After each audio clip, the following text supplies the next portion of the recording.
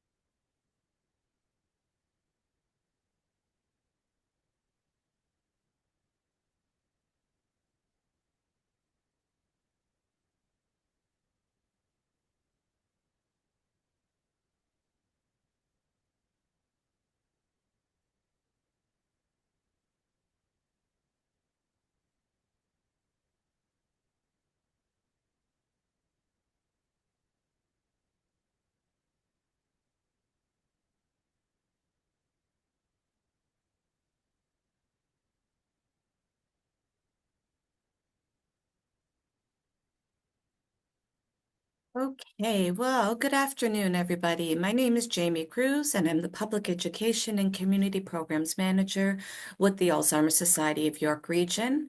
Thank you all very much for joining today for this very exciting webinar that is filled with such crucial information for everybody.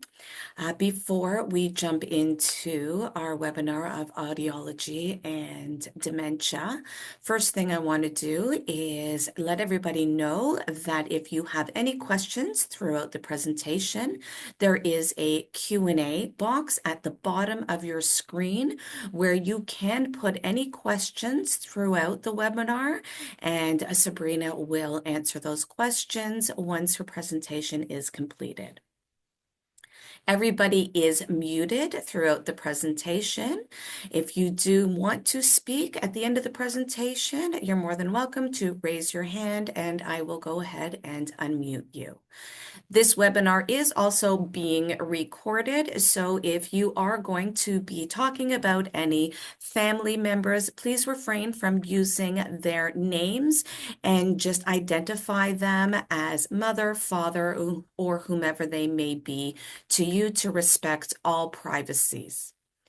And before we actually jump again over to our audiology expert here, I want to just do a brief presentation about our Finding Your Way initiative and why it's so important that throughout our community, we learn about how to keep individuals living in our community safe and support care partners and those living with a dementia.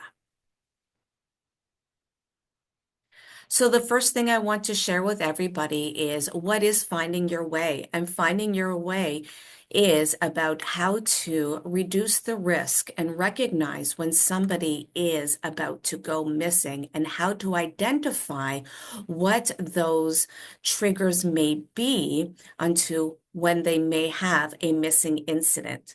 Finding your way is about how to keep people living with the dementia in our community, how to keep them safe, and how care partners can rely on their community to know that if somebody does go missing in their community, that they will be able to be returned home safely. So, dementia is just an umbrella term that we use to describe a series of symptoms that individuals experience. Each spoke of an umbrella represents a different diagnosis. There are quite a few different types of dementia. The more common types are those on the screen here: Alzheimer's disease, vascular dementia, Lewy body, and frontotemporal dementia are probably the more common types of dementia that you have heard of. Alzheimer's disease representing over 80% of those that are receiving a diagnosis. One of the first symptoms that individuals experience are memory loss, that short-term memory, that repetitiveness that oftentimes families are hearing, which might bring them to get support and go and speak to a physician. Language challenges, being unable to communicate, word find. We see that individuals are starting to show signs of getting lost within a familiar environment. Vascular dementia is from a series of strokes, from heart attacks, from lack of oxygen to brains. We know that we can actually prevent the onset of a vascular dementia by simply changing our lifestyle. It's about our diet. It's about how social we are, about what we consume in a day, our exercise. We know that it is not guaranteed that by performing much of these steps that we can prevent it, but we do know that if we do change our lifestyle, we do have the ability to reduce our risk. Lewy body dementia is another type of dementia that we are seeing more and more within our community. And what we do see with Lewy body are often a lot of the same symptoms that are associated with Parkinson's. Now, saying this, I want to ensure that because somebody is living with Parkinson's does not mean that they are going to develop a Lewy body dementia. But we do see some of the similarities with some tremors, some muscle deterioration, changes in mobility, muscle changes within the face, which makes it a little more difficult for individuals to articulate and be able to find the words. And when they do speak, it's often muffled. Individuals with Lewy body dementia do also have fluctuations in behaviors.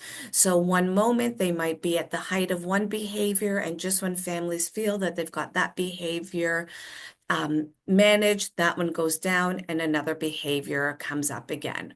We also see that individuals with Lewy body do experience a lot of hallucinations, and they don't tolerate medication as well as other individuals living with other types of dementia. Frontotemporal dementia. We see this as a individual starting to show changes with their behaviors as opposed to changes in their memories first. So oftentimes people might think that they are showing signs of that midlife crisis change because of the behavior changes and how drastic it can be.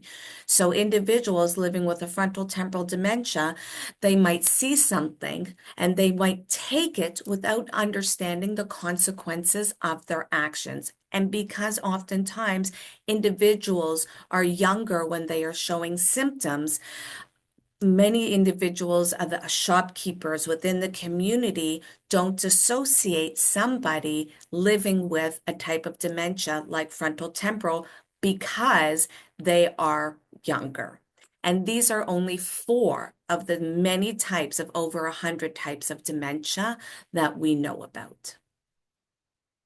So we definitely are seeing changes in numbers of individuals that are living with a dementia. And as you can see, in 2024 in Canada alone, we are well over 700,000 individuals, and our numbers are drastically going to rise by 2050.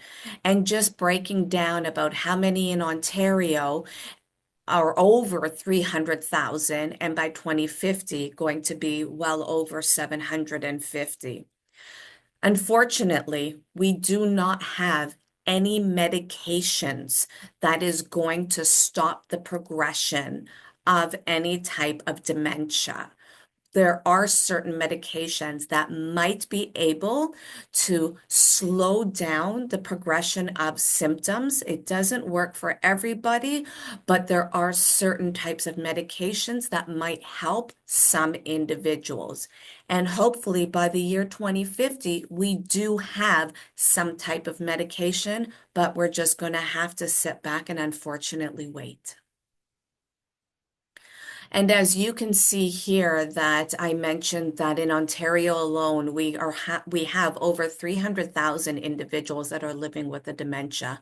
And why is finding your way so important is because oftentimes people go missing within their familiar surroundings. And if somebody is not found within a 24-hour period, they are often have had a fall, and we might be too late to find them, and they might be deceased. So we see that 6 out of 10 individuals will go missing. So we might feel that no way, my family is not going to be one of them that is going to go missing. But with the support of the Alzheimer's societies and all 26 different societies that are available to everybody, we can help to ensure that safety measures are put in place so we can reduce this number and make sure that people do get home safely. How do I know that somebody might actually be at risk for going missing? Here are a few points that you can actually look at when somebody is displaying some behaviors, some changes in their day-to-day routine that increases their risk of going missing. Are they increasingly restless, more so than usual? You know what an individual's baseline is with their day-to-day routine. So if things are changing with any of these points, if their habits, if their interest is changing, if they are starting to show that they are looking for things continuously from their past, from a person, from needing to go to work, if they're increasingly anxious, if they are having a reduced physical activity part of their routine, that we want to make sure that we increase their physical activity because maybe that person is not actually wanting to leave, not purposely trying to leave their residence, but it's needing that physical activity. And then we also need to see that our individuals starting to show an increased disorientation with time and space. Are they looking more to the past? Are they looking to go back to what their home may be? Again, looking for somebody from their past. All of these can be indicators that somebody may actually have a missing incident. If you are walking down Yonge Street and somebody does look like they are lost, how do you know? Maybe they just are enjoying a stroll down Yonge Street in the middle of a snowstorm. And this is the weather that we really need to be aware that somebody may be lost. Are they dressed appropriately? Are they dressed warm for the winter? Or are they dressed in their house slippers and a house coat? Or are they in shorts and a t-shirt? Are they standing still for a period of time and sort of just looking around? There are so many other things that we need to look at when somebody might be lost. Are they more confused? Are they looking distressed? Is their facial expression showing like they are afraid? Are they increasingly repetitive with the same statement over and over again? Oftentimes, we see how those physical changes of maybe rubbing their hands together or making noises and saying, oh, I need my daughter. I want to go home. I want to go home. Those are great identifiers that somebody might be lost. If somebody is lost and you want to approach, these are some things that we should always do. Approach from the front. You don't want to startle somebody and tap somebody on the shoulder from behind because that can be quite startling. So walk around them if you are coming from behind, maintaining eye contact, introducing yourself. Hi, my name is Jaime. May I help you find your way home? The way that you speak, making sure that you're calm and that you're speaking slowly, because these are some things that are absolutely going to be picked up on right away from an individual that appears to be lost. Our sentences need to be very simple. We don't want to offer too many choices all at once and allow the individual to respond. It takes approximately 30 seconds for what we to say for somebody to actually hear what we're saying, comprehend, and then the ability to respond. So give the person the opportunity to respond to the question, and you just might need to repeat yourself. Listen to more than just the words that the person is sharing. Look at their nonverbal, their facial expressions. Be patient and try not to interrupt. Have you ever tried to share a story and somebody interrupts and then you lose your train of thought? This might happen, especially when somebody is worried, confused, and distressed in an environment that they are uncertain of. So allow them to finish what they are going to say. And then repeat back to them to make sure that you have the correct information. There are some great quick identifiers to help somebody that may be lost. There are some great locating devices that are available, much like the one here that is Project Lifesaver that is offered through the York Region Police Senior Safety Team. There are also these great identifier cards that some individuals might carry, and they may be able to pass it over to you that a care partner fills out information about them and about how to get in touch with somebody if that individual might be lost. Another great identifier that somebody may be living with a dementia is a medical alert bracelet. So many of you may be familiar with the medical alert bracelet that is red. That is a great identifier that somebody might have some allergies.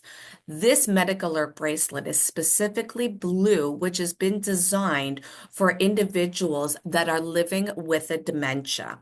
So oftentimes, if somebody is wearing one of the medical alert bracelets, you can turn it over and it just might say a phone number or that reference number so you can call medical alert and say, I have Jaime and her reference number is 1234, and it is linked to a profile so then they can get in contact with my family. I mentioned that there are 26 different societies that is here to support all individuals living through the journey of Alzheimer's disease, related dementias, care partners. So if you are looking for more resources on how to support anybody within your life, within your circle, please contact us. If you don't know who your society is, you can absolutely connect with the Alzheimer's Society of York Region, and we will be able to connect you with your society. All of our societies offer support, education. We will help with referrals to other community resources, much like who we're going to hear from with Sabrina DeToma for Salus Hearing, and to educate you on other programs that we have to help support you.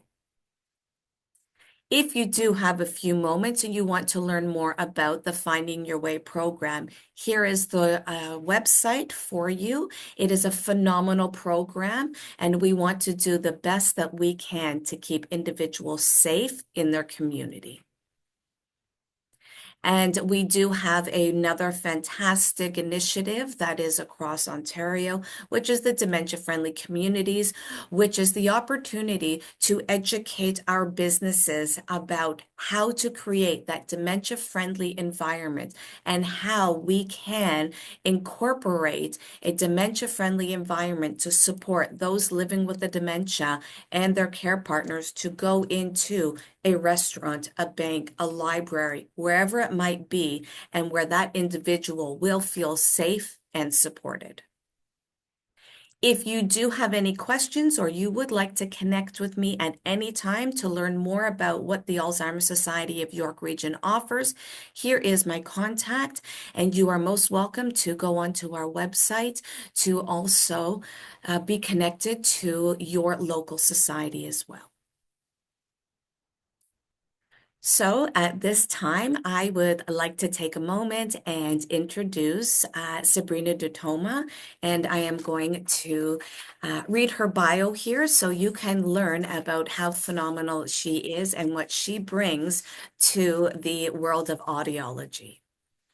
So, Sabrina DeToma is a licensed audiologist with a clinical doctorate degree in audiology. Sabrina has over 20 years of experience working at St. Michael's Hospital in Toronto, North York General Hospital, and various private practices in the Greater Toronto area. She also holds a function position at the University of Toronto, University of Waterloo, and at Georgian College and provides clinical practicum experience for audiology, speech-language pathology, and communicative disorders assistance for students. Her area of special interest is in the assessment of treatment and tinnitus. Ladies and gentlemen, I would like to introduce Sabrina DeToma. Hello, everyone. Okay, let me get this running for you all. Okay, slideshow from the beginning. Here we go. I'm not that tech savvy, but I can do this. There we go. Can everyone see my screen? Great. Well, thank you very much, Jaime, for inviting me to participate in your webinar series. I'm very excited that you all took the time today to join me to learn more about hearing health. Our ears are the most neglected part of our body. Everyone knows how important it is to go to the dentist to clean your teeth and to the optometrist to check your vision. But how many of you have regular hearing tests to check your ears or even know that you should be seeing an audiologist for any hearing related issue? See, we take our ears for granted until there is a problem. And sometimes the problem is temporary, such as impacted earwax due to the use of Q-tips. That's a no-no. But sometimes it's permanent due to damage in the auditory system. The most common cause being from occupational noise exposure, recreational loud noise exposure. Today, I want to share important information with you so that you understand why taking care of your hearing health is the key to your overall well-being. Our tagline at Salus Hearing and Tinnitus Center is "Hearing is what connects us." We aren't just helping people with their hearing loss, we're reconnecting them to their loved ones by improving communication. And I love this saying from Helen Keller. Helen Keller is a well-known disability right advocate. Some of you may know of her. She went deaf and blind at 19 months. And she says, blindness separates us from things, but deafness separates us from people. Right? When a person starts to lose their hearing, communication becomes more challenging, especially in noisy environments. But why does this happen? Well, the answer is it's anatomical. It's the way our ear was created. This is a drawing of our auditory system. The inner ear is called the cochlea. It's a tiny snail-like looking organ deep in the head. It's filled with fluid and it has tiny hair-like cells along its length. On the right here, you'll see it unraveled, and it looks a lot like a piano keyboard, right? Just flipped around with the high pitches near the opening and the lower pitches at the end, the inner core of the organ. The most common cause of hearing loss is the fancy term presbycusis, basically age-related hearing loss. When we're born, we have perfect hearing from 20 hertz all the way to 20,000 hertz. However, it's these first rows of hair cells that get damaged from wear and tear as we age and from unprotected loud noise exposure and some other things we'll talk about later. Damage in the high pitch range, it compromises speech clarity, especially in the presence of competing noise in the environment. You can see here on this graph that speech sounds in the high pitches consist of consonants. In English, it's the consonants that holds the meaning in words. For example, you see I circled the F, the S, and the TH. Now think of the words fin, sin, and thin. You can see that the only difference between the words are those consonants, the F, the S, and the TH. It's important to hear those consonants as it changes the meaning of the word completely, right? If you can't hear the difference between these consonants because of a hearing loss, you won't know what word was said. And you would have to guess, maybe use context to help you make that guess. Fortunately, some of those consonants you can see, and we'll talk a little bit more about how vision helps too. Noise is usually a low frequency sound, and it can make it challenging to hear those high-pitched soft consonants. So, here's a fun fact for you. Who do you think we get more calls from? Women or men? I'll have you take a moment to think about that. If you guessed women, you were right. But they are often calling to book a hearing test for their husbands. Can you figure out why? They want to know if their husband has selective hearing loss or actual hearing loss. Women's voices are higher in pitch than men and harder to hear clearly with a high frequency hearing loss. But women also have trouble hearing higher pitches as they age, but they often hear complaints from the females around them, like their daughters and their sisters. By the way, just in case you're wondering, there is no such thing as a selective hearing test, as it shows in this cartoon. A little humor here. So misunderstandings due to lack of clarity, they can be embarrassing. We've all experienced this, right, in loud environments. Laughing or agreeing with the comment despite not hearing the whole thing and hoping it was appropriate. Over time, though, people with hearing loss become frustrated and exhausted by these environments. And they start to begin to avoid those social situations, or they become disengaged in these environments. And this, of course, can have a domino effect and impact both mental and physical health. And again, we'll talk more about that. Hearing loss usually begins after age 60. However, it can occur earlier. We see people younger and younger these days. Some things that can cause hearing loss to come on earlier are exposure to loud noise in the workplace or recreationally. If ototoxic medications were taken, such as cisplatin for chemotherapy, or high doses of antibiotics ending with the word mycin, like tobramycin, gentamicin, or if they are genetically predisposed to hearing loss. The thing about hearing loss is that it's an invisible disability, right? You can't see it. And it often occurs slowly and gradually. So actually, an individual may not even be aware that they have a hearing impairment. I spoke to Jaime earlier today and mentioned that, right? It's usually the people around them, right, that will notice that hearing loss first.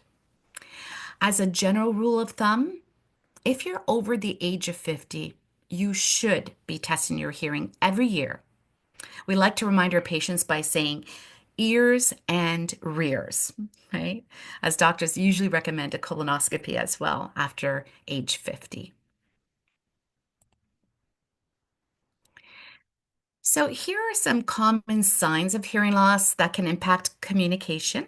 If you're experiencing any of these and haven't had a hearing test recently, it's time to book a hearing test with your local audiologist. Let's go over them.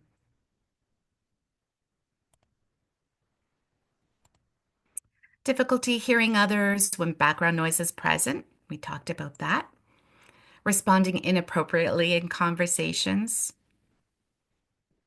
Frequently asking for repetitions.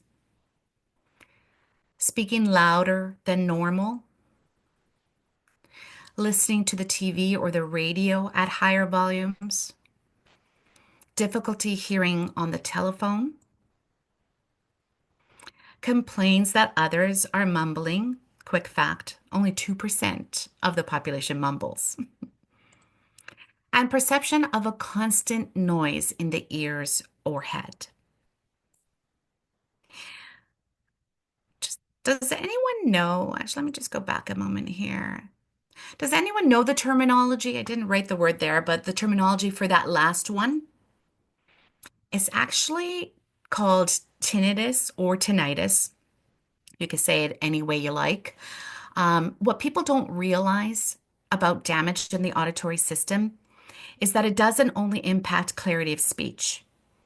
It may actually rob you of the peace and quiet of silence. Hearing loss and tinnitus are common among Canadian adults, especially men. Overall, 38% of adults between the ages of 20 and 79 years have hearing loss. 37% of them have tinnitus. So, what is tinnitus or tinnitus? It's a neurological consequence of hearing loss. It is the perception of a constant noise in the ears or head that doesn't have an external source. It's often described as a high-pitched sound, like a ringing sound. It is a sound that's actually created by your brain in response to damage in the cochlea, often in the high-pitched range. That's why it's often perceived as a high-pitched sound. We use the analogy of a check engine light to help people understand that tinnitus is your brain signal indicating that something is not functioning properly. And tinnitus can negatively impact a person's quality of life and sleep, as it often is loudest at night when it's quiet. The good news is that treating your hearing loss will also help reduce tinnitus by improving the brain or the stimulation to the brain that is missing. But let me be clear, there is no cure for tinnitus due to damage in the auditory system. But like any other chronic health condition, such as diabetes, there is treatment that can help you manage it so it's no longer interfering with your quality of life. Tinnitus is actually my area of special interest. So if you or someone you know has that condition, please don't hesitate to reach out. Our program is unlike any other, as it was designed by Dr. Keith Darrow, who is a Harvard neuroscientist. We not only physiologically stimulate the brain, we provide strategies to manage the factors that can make tinnitus more problematic, such as stress, negative mindset, nutrition, lack of nutrition, and lack of sleep, to name a few. Okay, now hearing and vision. So, according to Statistics Canada, more than 1 million adults across the country reported having a hearing-related disability, a number that is more than 50% greater than the number of people reporting problems with their eyesight. And having a dual sensory impairment, that is the presence of both hearing loss and vision loss at the same time, which is pretty common. It can prevent us from compensating from the loss of one sense with the other.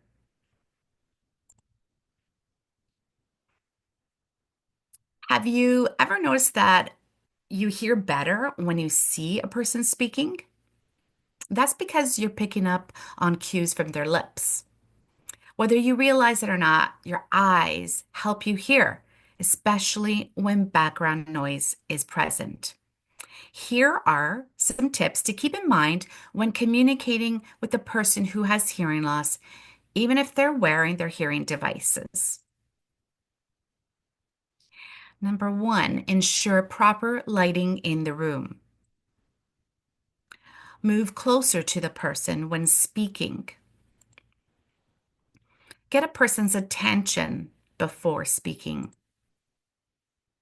Face the person when speaking. Keep your hands away from your mouth.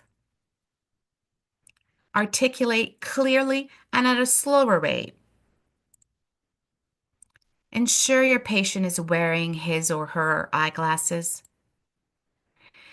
And encourage the person to watch your lips and not your eyes in a noisy environment.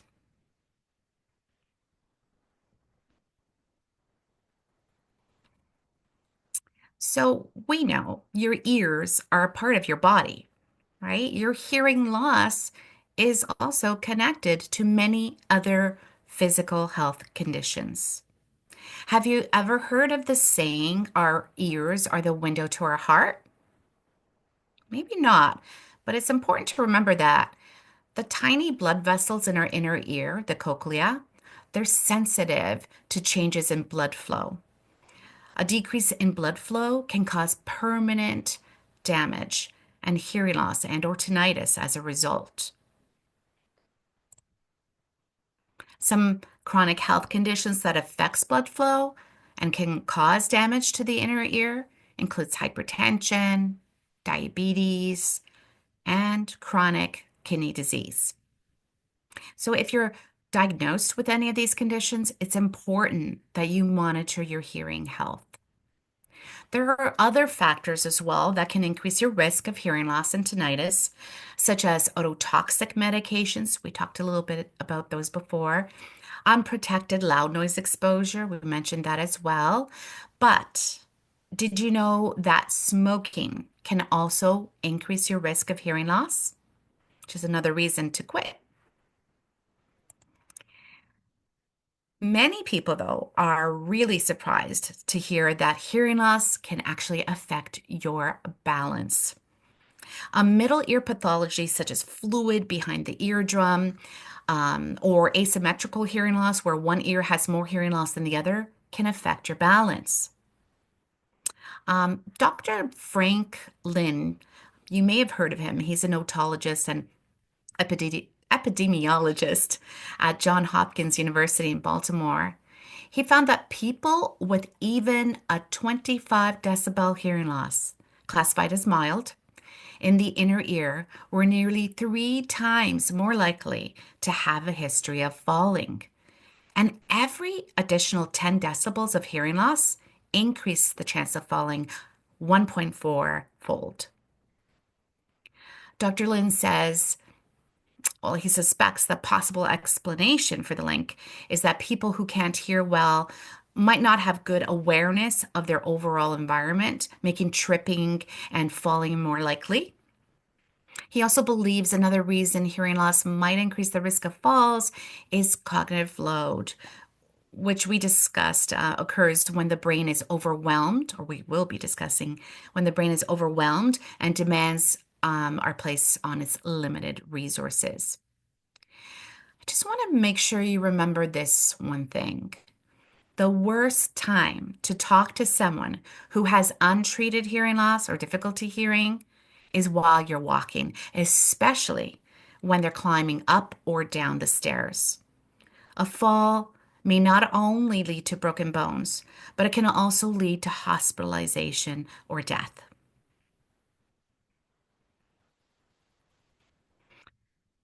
Okay, hearing in the brain. There has been a lot of research studies recently on the ear and brain connection. One important misconception is that we hear with our ears. The fact is that our ear picks up sound waves and transfers it to our brain. So while you may hear with your ears, we actually listen with our brain.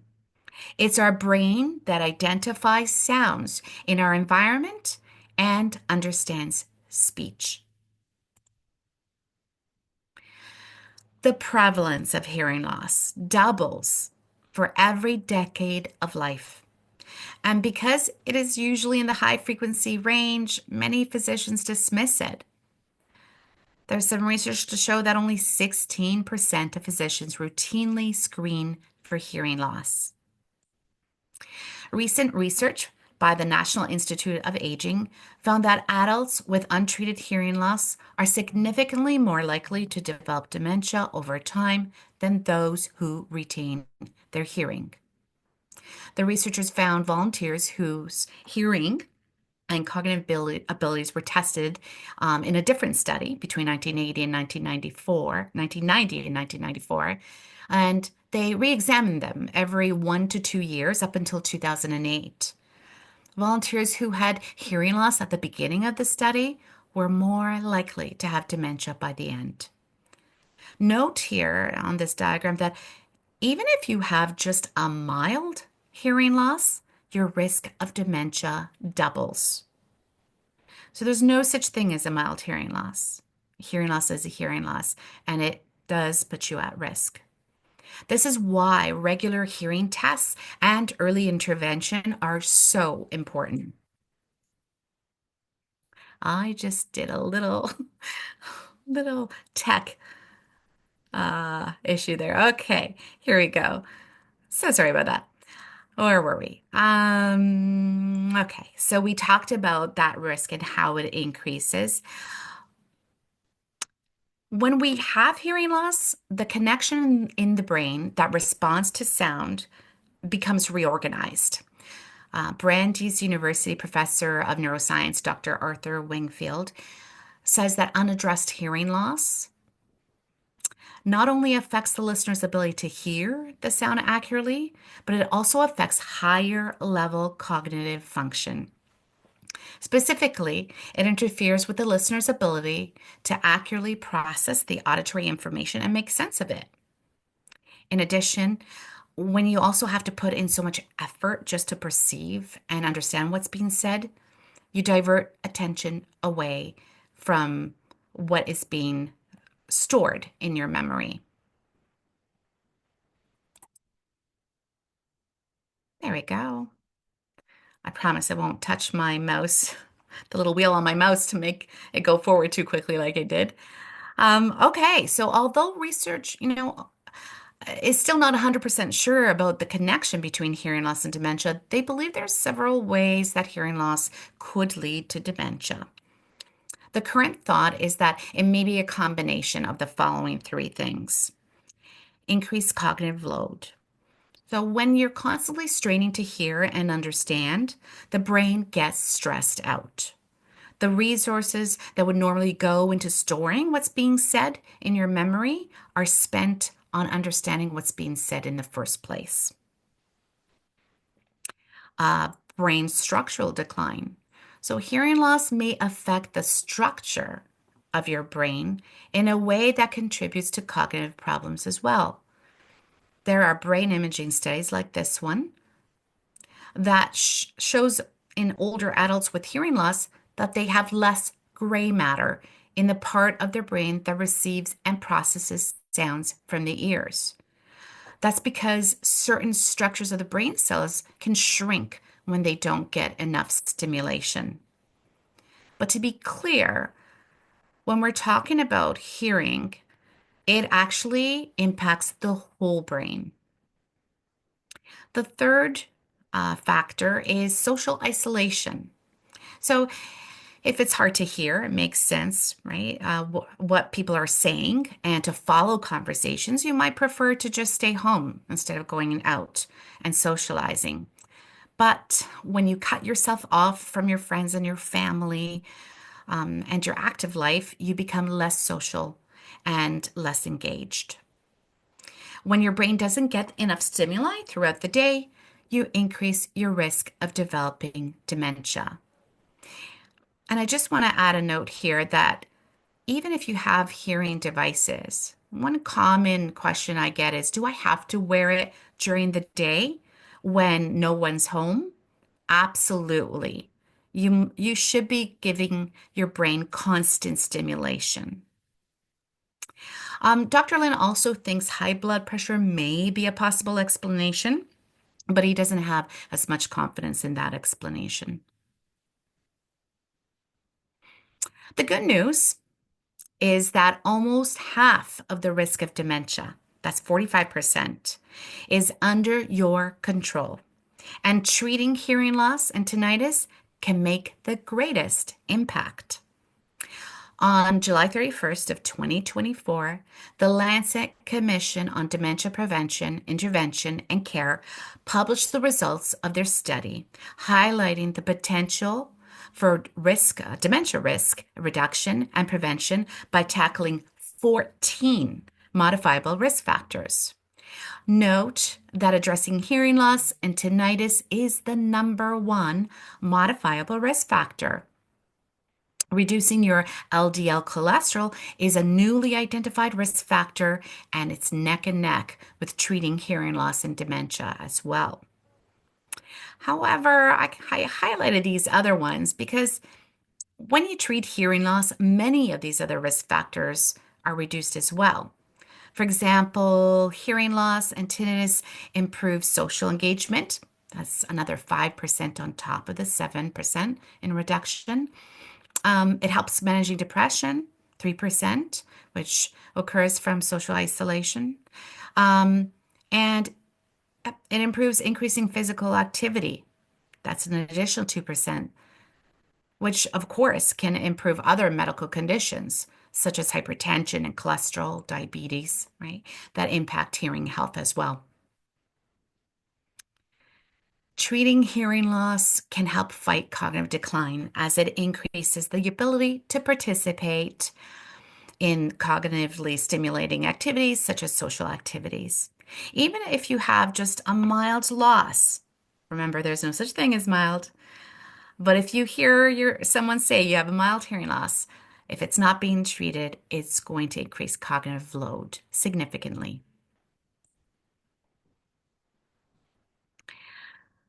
So let's talk about treatment.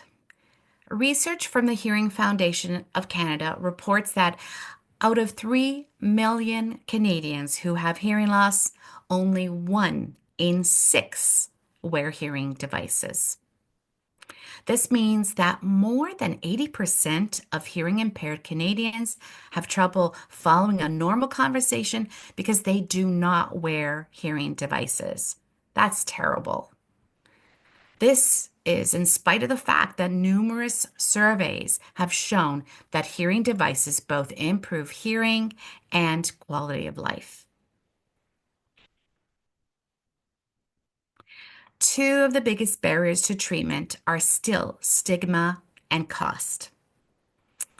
Fortunately, advances in hearing aid technology have made them more comfortable, convenient, and more discreet than ever. So hearing loss, saying what, is now more noticeable than hearing devices. Understanding the consequences of undertreated hearing loss now, I hope it's clear that the cost of not treating your hearing loss far outweighs the cost of treatment. Not only are there neurological consequences of untreated hearing loss, but it can also affect emotional, social, physical well-being, and independence. Studies have also linked untreated hearing loss to less income due to lost opportunities as a result of their hearing impairment. At my practice, we don't compromise care based on cost. We prescribe only the best treatment technology as we know that it is most effective in stimulating the brain to reduce cognitive decline and make hearing easier. And it is affordable for most people. Hearing loss is a progressive disorder requiring a change in prescription every 4 years, unlike eyeglasses, which I believe is every 2 years. In Ontario, the Assistive Devices Program provides $500 of funding per year every 4 years because of the progressive nature of hearing loss and the improvements in treatment technology. Our 4-year treatment plan is inclusive of the best prescribed treatment technology for 2 years, and it works out to about $160 a month over that 4-year period. And while most will pay for the treatment up front, we do have a monthly payment plan option for our patients as well.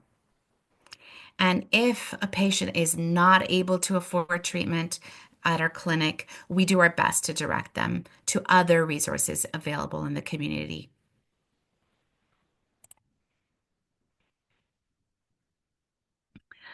Based on a 2015 Statistics Canada report, the growth rate of the population aged 65 years and older was approximately 4 times the growth rate of the total population.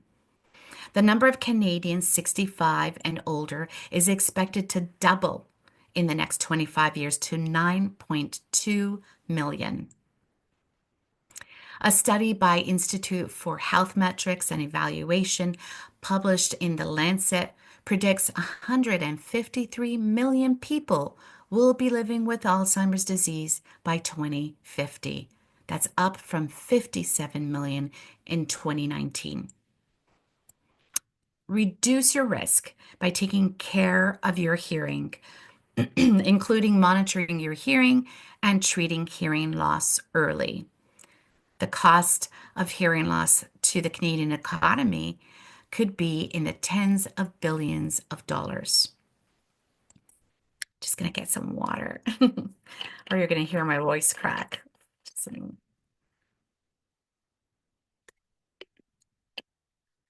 Um, Doris Swarmy, a professor of psychiatry and medicine at Duke University School of Medicine, and the co-author of the Alzheimer's Action Plan, stated that the benefits of correcting hearing loss on cognition are twice as large as the benefit from any cognitive enhancing drugs now on the market.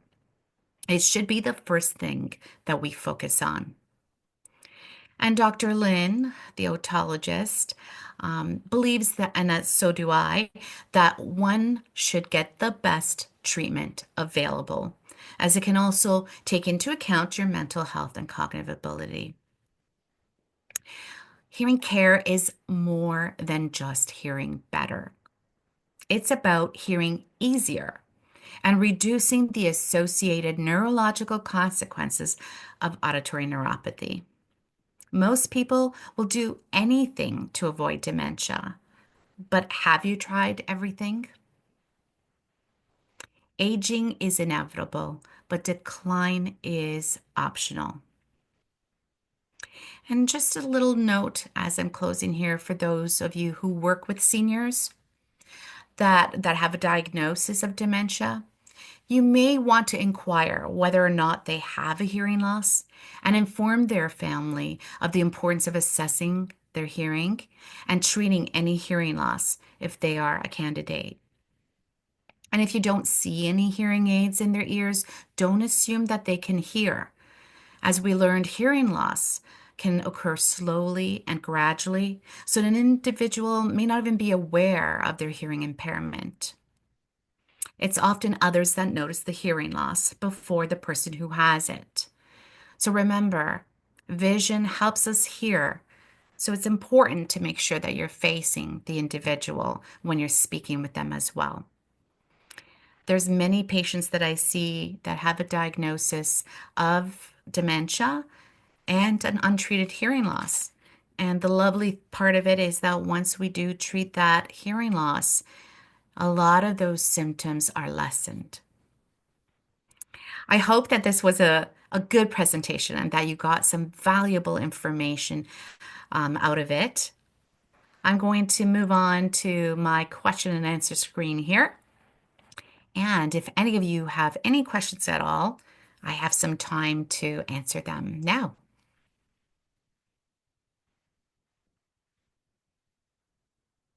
Wow. Thank you so much for all of that fantastic information. And I know that myself, I was nodding along and having a few chuckles as well, and just learned so much as preventative measures that we all can do to help the onset of so many other issues that you did mention.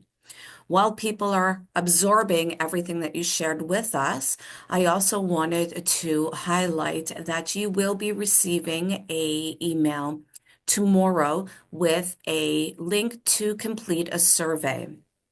If you could just take 4 minutes to complete that survey so that we at the Alzheimer's Society of York Region know about how you feel about this topic and the possibility of inviting Sabrina back again.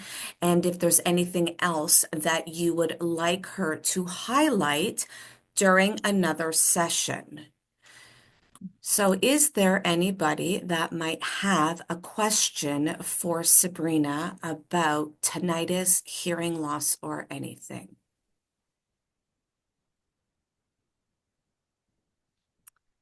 So actually, there is a question here. Great question. How about vertigo? So, vertigo, there's different causes for vertigo. It can be due to a central issue, pathology. And in that case, your family physician would be able to diagnose and recommend treatment. But it can also be due to an issue with the balance organ in your inner ear space called the semicircular canals. This type of vertigo, due to the ears, is called benign paroxysmal positional vertigo. It's a mouthful, but it basically means that there are these tiny little, for lack of a better word, little stones that get dislodged and trapped into one of the three semicircular canals that helps us navigate in space. And so that it's due to an issue here because it's often triggered by a head movement in a certain direction. Okay. So that can kind of give you a clue as to what may be causing your vertigo. And we have another question. And Maria, go ahead. You can now unmute yourself and ask your question.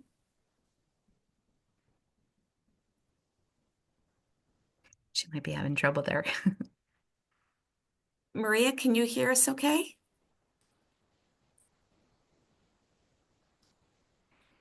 And while she's unmuting, you may be wondering what can be done by vertigo when it's due to an inner ear issue. And there are some therapies where the head is shaken, well, manipulated to get these little stones out of the canal. But they do disintegrate over time. Usually it takes about 6 months as well. Not sure if that was Maria's question, but Maria, are you okay to ask your question now? you can also just type it in the chat, Maria, if you're having trouble with your microphone. Okay, so there is another question that has come in about how to treat mild hearing loss. Um, is it something that can be done with medication? So it depends on the type of hearing loss that you have, or the cause, I should say. So there are some pathologies of the outer and middle ear that can be temporary or treated, such as a middle ear pathology of fluid built up behind the eardrum. Sometimes this is due to issues with the eustachian tube that is in that middle ear space. It's not opening and closing properly. Usually a cold or sinus issue can cause issues that create a pressure buildup there and fluid. That can often be treated medically. Sometimes there are issues with the bones in the middle ear space that can be surgically repaired. Um, and sometimes there are growths in that space that can also affect hearing that could be surgically repaired. There's many different causes. The most important thing is that you see an audiologist because the audiologist will be able to determine from their testing if your hearing loss requires medical clearance. In other words, that you should have a referral to an ear, nose, and throat specialist to look into medical treatment or surgical treatment options. But if it's due to inner ear hair cell damage, as we were talking about, a mild hearing loss is just the same as a moderate or severe. Any hearing loss is hearing loss. It should be treated. And we treat it with hearing devices. These hearing devices are prescriptive technology that only audiologists can prescribe, and they are specifically programmed for you based on your hearing loss and your ear anatomy to make sure that we're getting that proper stimulation to the ear and, more importantly, to the brain. There's another question. How is middle ear infection related to allergy season that leads to vertigo? How is middle ear infection related to allergy season? So again, it's that eustachian tube. So you might not know that terminology, but it's that tube or that sensation of your ears popping, right, in the airplane.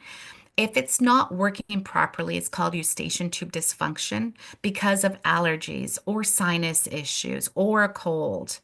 It will cause a temporary condition, right? Where you feel fullness or you can't hear as well. And oftentimes the doctor, your family physician may recommend saline spray, right, through the nose. But sometimes it does require prescription like cortisone spray. So it's important to speak to your doctor about that. And another question, how do you treat tinnitus? Great question. Great question. Again, that determines on the cause, right? So, for example, I had one patient a long time ago that was referred to my clinic. They were going flying the next day and suddenly had this onset of tinnitus and they were panicked about their flight. Came to my clinic. I looked in his ears and they were completely impacted with wax. He had gone to see someone who was using the ear candles. And it just exacerbated the condition. We know that ear candling is not a good idea. And so the good news for him was that once we got that wax out of his ears, the tinnitus was gone. Of course, he became very sensitive to sounds too because he was going around with natural made earplugs. Um, but most of the time, tinnitus is due to damage in the auditory system. And when there's damage in the auditory system, you must treat it using hearing devices, treatment technology, we call it, to stimulate what's there, to preserve the hair cells. Because remember, tinnitus is a sound from the brain that is signaling that something is wrong. It is not receiving the stimulation that it's expecting to receive. And this happens anywhere in our body. You may have heard of phantom limb syndrome, right? Where you lose a limb, but there's still complaints of people that will say that they feel an itch on that arm or that invisible arm. It's the brain sending a signal that something is wrong, that something is missing. Of course, we don't perceive an itch in our ear, right? But we'll perceive it as a sound. And oftentimes it aligns perfectly with the pitch of where the damage is in the cochlea. So stimulation of the hair cells so that we can get that stimulation to the brain is the way that we treat tinnitus in most cases. Okay, so here's a great question. Any tips to encourage someone who knows they have hearing loss to visit an audiologist? And any tips to encourage someone to wear their hearing aid? Wow, great questions. Okay, so to encourage them to see an audiologist, I mean, you know, education, right? Education is key. Explaining, sharing this information, right? It's not only about hearing, right? It's about cognition, and everyone worries about their cognition, right? So having a screening, just encourage them to go in and have a screening, right? Have that initial dialogue. Just rule out that there's any damage in their auditory system. Oftentimes, if you're seeing an audiologist, they're going to get to know the person and they'll be able to gently urge them on with information to a point where they're ready for treatment. You know, they have to be ready, right? If the second question being, how do you encourage them to wear their hearing devices? They have to be ready. I have so many times, patients coming into their office, dragged into our office by their children, right? Their adult children who are worried, and rightly so, right? Um, but if the patient themselves is not ready for that commitment to wear them, there's nothing you can do. I always say to my patients, I'm here and I'm committed to your hearing and your cognitive health, but I can't go home with you and put them in your ears, right? You need to be committed to putting them in your ears. And sometimes, they just need that reminder. What I recommend is, putting the devices in a space that makes sense to make it easily part of your routine, right? So yesterday I was speaking to a couple. The wife was treated with hearing devices for hearing loss, and she said, when I wake up in the morning, I go downstairs to the kitchen and I make my coffee and I have a conversation with my husband. And so we decided that the kitchen might be the better place. Most people will have it by their bedside table, but in her case, she thought that it might be better to have it right by the coffee machine or right by your medicine cabinet, right? So when you're able to see the devices, you're more encouraged to wear them, use them, right? I hope that helps. Okay, so this is a two-part question again. So part one is, sorry, can you accurately assess the hearing of someone who's already been diagnosed with Alzheimer's? And how do you know if you're seeing a certified audiologist? Is there a licensing requirement? Yeah, great question. So let's talk about the second part first, because it's in my mind right now. An audiologist, they cannot call themselves an audiologist without being licensed in Ontario.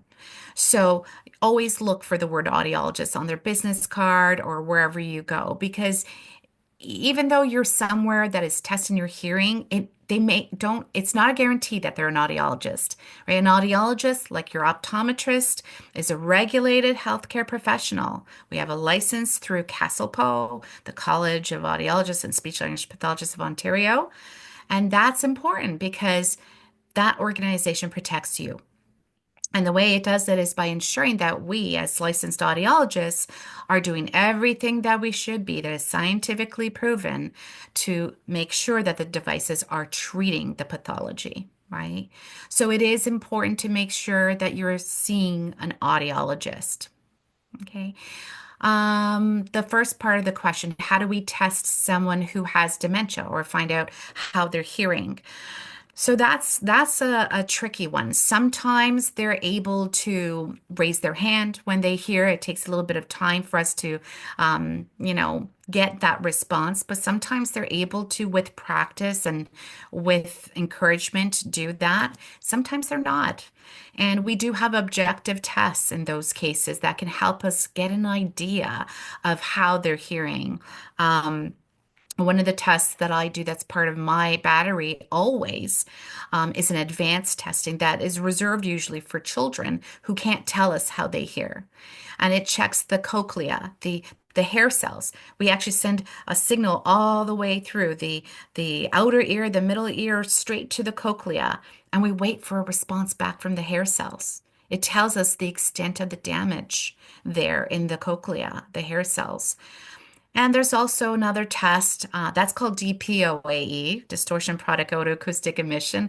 There's another test called ABR, auditory brainstem response. I know these are all big words, but the ABR is another test that we also use with children that gives us a pretty close approximation of thresholds because we do need to know, what is the softest level that your auditory system can perceive in order to treat you. So those are reserved for patients that we just cannot get reliable results in the soundproof booth with. How do you remove earwax buildup if you don't recommend Q-tips? Love it. I was hoping someone would ask this question. Um, so the ear, um, it's a self-cleaning system. The eardrum is made up of three layers, and the outer layer sheds. And as it sheds, the wax, which is only created in the first third part of that ear canal, also comes out. Okay, and if you think about it, the heat of our body, laying down in bed on our side, right? Nature helps that wax come out. And so we always say, um, you can definitely wipe what's visible. Use a tissue or a towel around your finger to wipe what's visible. But what's the saying? Nothing smaller than your elbow, I think is that right, Jamie? Yes, nothing smaller than your elbow. So Q-tips, no. And having spent a lot of years working in the hospitals, I'm really against using those Q-tips because they can cause damage, right? I can't tell you how many times we've heard of, people who poke that eardrum from, a startle reflex or just because they forgot the Q-tip in there when they were walking around. So really, they're dangerous and they're not made to be used to clean the wax in your ears. I don't know where that came from.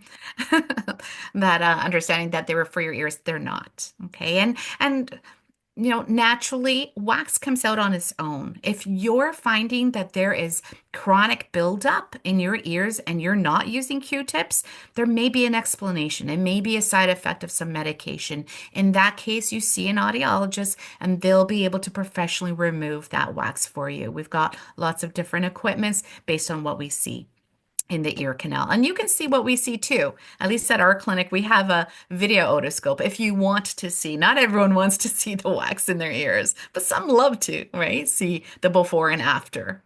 Yeah. Okay, so yes, this webinar is being recorded, and I am hoping that in the next week or so, hopefully it will be available on our website for you to view it. And another question is, what is a doctor of audiology versus an audiologist? Great questions. Goodness, I'm so excited. Um, Wonderful. I didn't get to talk about that because I do have a doctorate in audiology. So in Canada, you only are required to have a master's degree to practice. But in the States, they're now required to have a clinical doctorate degree to practice as an audiologist. Um, who knows if in the future that'll be a requirement here. I decided to go on and do my clinical doctorate degree because, well, I guess I'm a science nerd. I love science, and I always want to make sure that what I'm doing is based on the latest research, right, when it comes to assessment and treatment.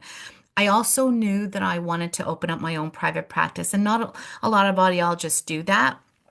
But for me, when I went from the hospital setting to working in the community, and I saw the confusion about where to go when it's time to address a hearing issue, especially tinnitus, that really motivated me to go on and do my clinical doctorate degree so that I had that education to share. I still do it today. We do symposiums 3 times a year in the community. We get people, guest speakers on stage to talk about about all kinds of issues related to the ears. So if you're ever interested in knowing about it, just visit our website and we'd be happy to let you know when the next one is.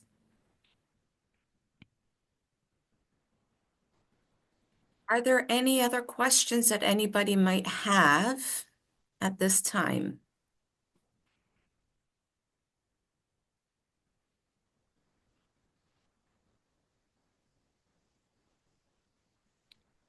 Well, I want to thank you, Sabrina, for so much valuable information that I know that we are going to be all taking away after today's session. Oh, sorry, one last question Okay. that just came in. Approximately how long and how much does it take and cost to treat tinnitus? Tinnitus. So when it comes to tinnitus, as I said, if it's due to damage in the auditory system, you're going to be prescribed treatment technology, hearing devices. They're special devices. They have technology in there to treat the tinnitus, sound generators that we sometimes use if just stimulating the brain right away doesn't alleviate that tinnitus. Sometimes it does. People will turn on the amplification and they're like, wow, it's gone while they're wearing it. But the brain, remember, it takes time to get retrained, right? To accept that stimulation, usually 12 to 18 months. But I always tell my patients, you're going to be wearing these for life because when there's damage in the auditory system, neur tinnitus is a neurological consequence, but there's still damage whether you have tinnitus or not. You want to be able to continuously stimulate your brain to make sure you have good cognitive health and you reduce the other risks, right, that are associated. I hope that answers the question. Okay, well, thank you all so very much. If you do have further questions and we did not have the opportunity to get to it today, please contact Salus Hearing at Dufferin and Rutherford, and then afterwards you can go to Dairy Queen. That's just across the That's street right. as well. And I know that from experience, that area. I want to thank everybody very much for joining today, and please just take 4 minutes to fill out the feedback survey. I will be sharing that survey with Sabrina I so appreciate that. she is able to answer any future questions and inquiries that you may have, and I can have her back again. Thank you all Wonderful. so very much. Sabrina, thank you very much for Thank everything you. that you do for the community and for all of your insightful information. Thank you, Jamie, for having me. Have a great day, everyone. Thank you, everybody. Bye.